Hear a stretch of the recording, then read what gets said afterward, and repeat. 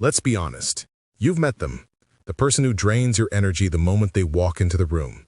The one who twists your words, plays the victim, or smiles while quietly cutting you down. Maybe it's a friend, a coworker, or even someone you once loved. And no matter how hard you try to stay calm, their presence lingers in your chest long after they're gone, like a poison that seeps into your peace. You tell yourself to ignore them, to be above it. But deep down, their behavior still gets to you. You replay their words in your head, crafting the perfect comeback you'll never say out loud. If this sounds familiar, you're not weak. You're human. But what you do next, that's where your strength is tested. Today we'll explore how the Stoics, those ancient masters of inner discipline, would deal with toxic people in a world that seems to produce more of them every day. And more importantly, how you can reclaim your power without becoming like them. Part 1. The hidden cost of emotional contamination.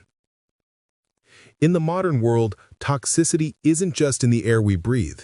It's in the conversations we have, the posts we scroll through, the relationships we maintain out of guilt. Toxic people thrive on emotional reaction. They feed on your outrage, your confusion, your need to explain yourself. They know that once you start defending, you've already lost control of the frame. Marcus Aurelius, the Roman emperor who ruled a crumbling empire and still managed to keep his sanity, wrote in Meditations, "When you wake up in the morning, tell yourself, the people I deal with today will be meddling, ungrateful, arrogant, dishonest, jealous, and surly, but none of them can harm me." This wasn't cynicism. It was preparation. He wasn't telling himself to hate people. He was training himself to expect imperfection, so that when he encountered it, he wouldn't take it personally. Because the truth is, toxicity only exists where there's reaction. Their words sting only if you hand them permission to define you. Their chaos spreads only if you let it enter your mind. In other words, they can't poison you unless you drink what they're serving. Part 2. Power without anger. The Stoic counter-move. Epictetus, a former slave turned philosopher, taught something radical. It's not what happens to you, but how you react that matters. When you meet a toxic person, the Stoic response isn't aggression, it's containment. You don't fight fire with fire. You suffocate it by removing oxygen. Imagine you're standing before a mirror.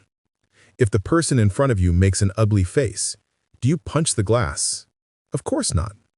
You recognize the reflection for what it is, an image, a projection. That's what a toxic person's behavior is. It's a projection of their inner chaos, their need for control, their fear of insignificance.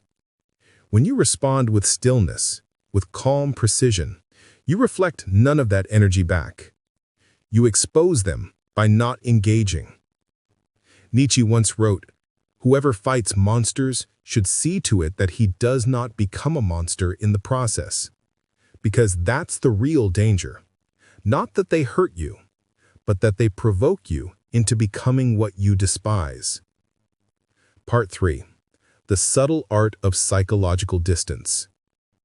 There's a difference between avoidance and detachment. Avoidance is fear. Detachment is wisdom. A Stoic doesn't run away from toxic people. They redefine their proximity. Seneca advised, "Associate with those who will make a better man of you. Welcome those whom you self can improve." In other words, choose your company the way a warrior chooses his weapons, with intention. If someone constantly distorts your peace, you owe them nothing, not an explanation, not another conversation, not your silence as a form of suffering. Detachment isn't cruelty. It's self-respect. Think of it like this. You can't purify muddy water by stirring it.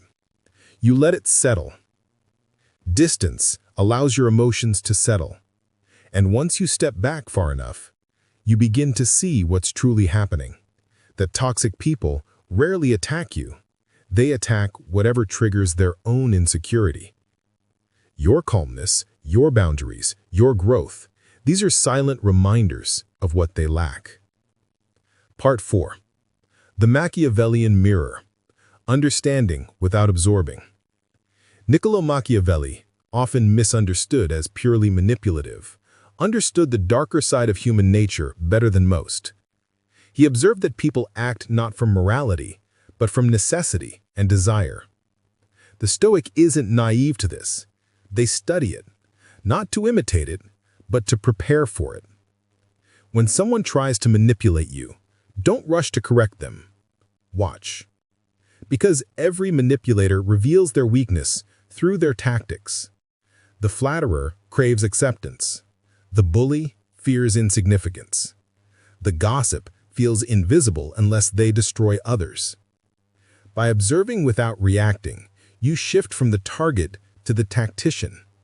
You begin to see the game without playing it. This is how you unravel their power, respectfully, quietly, without vengeance. You become a mirror so clear that their reflection disturbs them more than your words ever could. Part 5. The Psychology of Projection. Carl Jung once said, "Everything that irritates us about others can lead us to an understanding of ourselves." Here's the uncomfortable truth. Sometimes we attract toxic people because they mirror something unresolved within us, a hidden desire to be liked, a fear of rejection, or a guilt that keeps us from setting boundaries. If you keep encountering the same patterns, it's not always bad luck. It might be a lesson repeating itself until you learn it. The Stoic doesn't blame the storm for being violent. They strengthen the roof. Your task isn't to fix toxic people.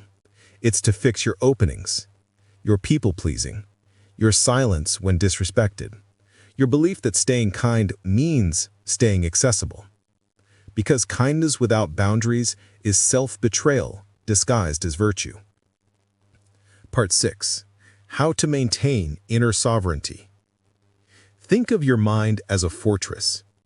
The gates should not be open to every traveler who knocks. Marcus Aurelius wrote, "You have power over your mind, not outside events. Realize this, and you will find strength." Inner sovereignty means your emotions are not public property. Your peace is not a community garden for others to trample through.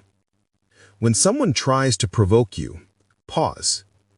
Feel the urge to react, and then choose not to. In that space between stimulus and response lies the quiet throne of self-control. You don't need to expose them. You don't need to prove your worth. You simply need to be unmoved. And that unsettles them more than any confrontation ever could. Because to those who thrive on chaos, nothing is more infuriating than someone who remains at peace. Part 7. The Paradox of Compassion.